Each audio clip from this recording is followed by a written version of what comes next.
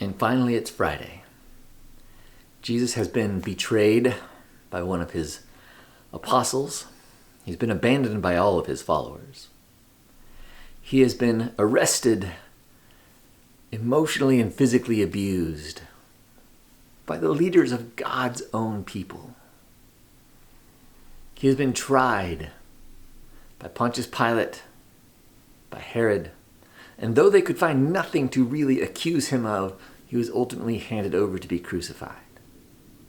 He is beaten by Roman soldiers within probably one stroke of the whip from his own death. He has had a crown of thorns smashed into his scalp. He has been jeered by the crowds, spat upon. And through all of this, he really says nothing at all. He is crucified. Spikes are driven through his hands and his feet, and he's raised into the air. And still he says nothing. But as the afternoon wears on and we move toward about 3 o'clock in the afternoon, we finally hear Jesus cry out. He says, Eli, Eli, lema sabachthani. That moment is the moment that he was anticipating on Thursday night. When he's praying to God, when he's crying out to God in the garden. And he's saying, God, if there is any way, if there is any possible way to do this other than what's ahead of me, please let this cup pass from me.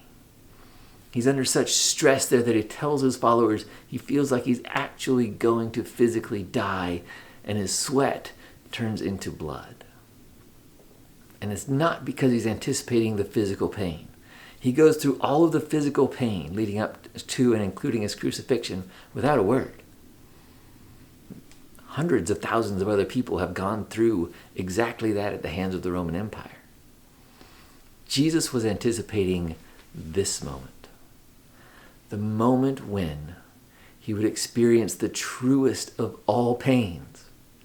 The pain of being ripped away from his Father for the first time in all of history. And he cries out, God, why have you forsaken me? In fact, he's quoting Psalm 22, a psalm of David, where David says exactly that. My God, why have you forsaken me? Why are you so far from saving me, so far from the cries of my anguish? What I want us to think about today is that it was not Jesus' pain that he was experiencing. It was ours. It was mine, and it was yours. It is not our separation. It is, in fact, our separation from the Father, not his own, that caused him to cry out, to finally cry out in pain. Because for the only time in human history we have a glimpse of the truest reality of what it means to die apart from God. And that's what causes Jesus to cry out on Good Friday. And so as we reflect today on the final hours of Jesus' life before his crucifixion, as we even consider the pain that he went through leading up to and on the cross, may we remember that it was never really the emotional or even the physical pain that Christ reacted to. It was the true pain of being pulled away from God the Father that led to these tortured cries pealing out from his soul at the greatest of all horrors, separation from God.